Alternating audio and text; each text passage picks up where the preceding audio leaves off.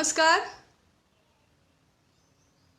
इस बिना सोचे समझे किए गए लॉकडाउन का सबसे ज़्यादा असर मध्यम वर्गीय पर पड़ा है ऐसा नहीं है। कुछ लोगों के मेल्स आए जॉब से रिलेटेड। मैं एक डेटा शेयर करना चाहूँगी कि कैसे अदूरदर्शी और अविवेकी फैसले पूरी जनता को प्रभावित करते हैं। लॉकडाउन के पहले हफ्ते में जो आंकड़ा था centre for monitoring Indian economy, वह संस्था जो भारत की अर्थव्यवस्था को सबसे करीब से देखती है, वो आंकड़ा 6% था। आज लगभग 5वें हफ्ते में यह आंकड़ा 27.11% है, मतलब लगभग 4 गुना वृद्धि हुई है। पिछले वित्तीय वर्ष में करीब 40 करोड़ 40 लाख लोग इनफॉर्मल सेक्टर के रोजगार से जुड़े थे। इनफॉर्मल सेक्टर मतलब कोई सैंडविच बेचता है, कोई जूता गांठता है, कोई आटा चक्की चलाता है, कोई दाल पीसने का काम करता है, अलग अलग यूनिट्स में अलग अलग जगहों पर। अभी इसका जो ताज़ा आंकड़ा है उसमें करीब 12 करोड़ 20 लाख लोगों ने सिर्फ लॉकडाउन के दौरान centre for monitoring Indian economy के शोध के मुताबिक अपनी नौकरियां गंवा दी हैं 40-45 दिनों में। सबसे ज़्यादा इनफॉर्मल सेक्टर में 75% दिहाड़ी मजदूर आते हैं। अलग अलग सेगमेंट्स के अलग अलग लोग हैं। इनफॉर्मल इन द सेंस जैसे ट्रैवल एंड टूरिज्म, अब परिवहन पूरी तरह बंद है, टूरिज्म पूरी तरह बंद है, होटल्स, रेस्टोरेंट्स, वैन्स, कैब्स, इससे जुड़े हुए वो लाखों लोग जो टुकड़ों में इसके अंदर काम करते थे, दे ऑल आर लगभग jobless. Then manufacturing, leather, textile, clothing, जैसे नोएडा में बहुत सारी एक्सपोर्ट ओरिएंटेड यूनिट्स हैं, महाराष्ट्र में, चेन्नई में। जैसे हम सिर्फ आगरा की बात करें तो आगरा में लगभग 250 परिवार ऐसे हैं जो चमड़ा साफ करने और तैयार करने का काम करते हैं। वो लगभग 5000 इकाइयों से जुड़े हैं जो जूते बनाते हैं या लेदर के पार्ट्स, अलग अलग चीज़ों में इस्तेमाल करने वाली चीज़ें बनाते हैं, और उनसे लगभग 4 लाख लोग जुड़े हैं जो ये काम करते हैं, और वो सारे घर बैठे हैं। यही स्थिति कानपुर की है, यही स्थिति कलकत्ता की है, यही स्थिति चेन्नई की है। पूरे भारत में टुकड़ों में हम ये स्थिति देख रहे हैं। मूडीज़ की रेटिंग 0.6% वो कह ही रहे हैं। बहुत सारे लोग कह रहे हैं ग्रोथ नेगेटिव है।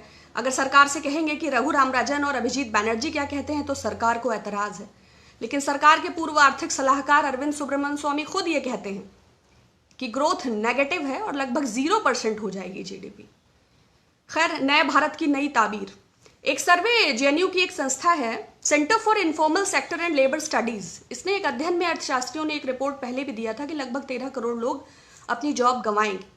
अब वो ट्रैवल एंड टूरिज्म होगा, मैन्युफैक्चरिंग होगा, लेदर होगा, क्लॉथिंग होगा, या वो एक्सपोर्ट ओरिएंटेड यूनिट्स होंगी, इसका पता हमें धीरे धीरे चल रहा है। तो जॉब्स की ये स्थिति है, और लगभग जॉबलेस नहीं, इसको आप टोटल जॉबलेस कह सकते हैं।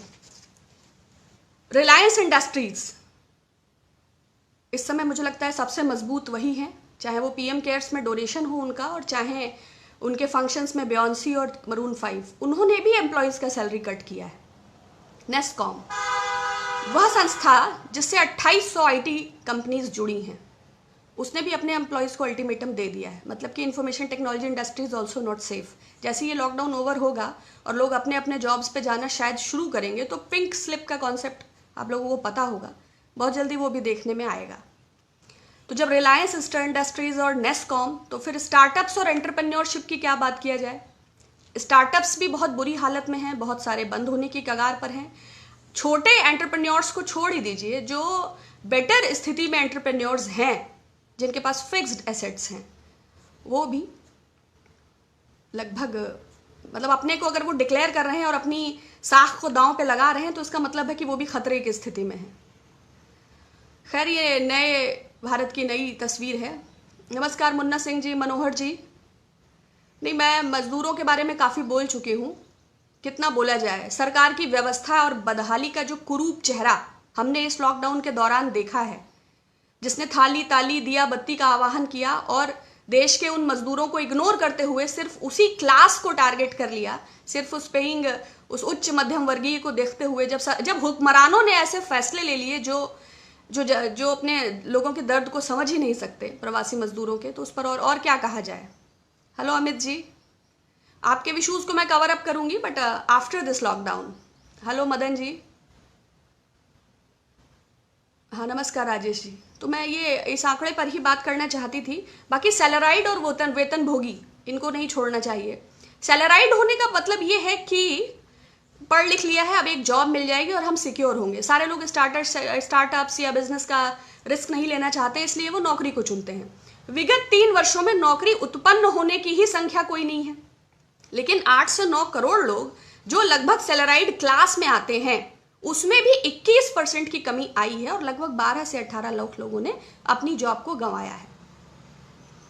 तो ये जो है 5 ट्रिलियन इकोनॉमी का ओरिजिनल चेहरा है।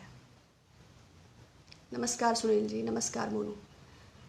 बस मैं आपसे यही बात करना चाहती थी, फिर जुड़ेंगे। इस पर इशू पर बराबर आ रहा था। एमएसएमईज को हम लोग और भी लेटर ऑन कवर करेंगे। मोटा मोटा मैंने सबको कवर अप किया है। Thank you. अगर आपने अभी तक हमारा चैनल सब्सक्राइब नहीं किया है तो सब्सक्राइब करें और घंटी का बटन बिल्कुल भी दबाना ना भूलें ताकि सभी लेटेस्ट खबरें पहुंच सकें आप पे सबसे पहले।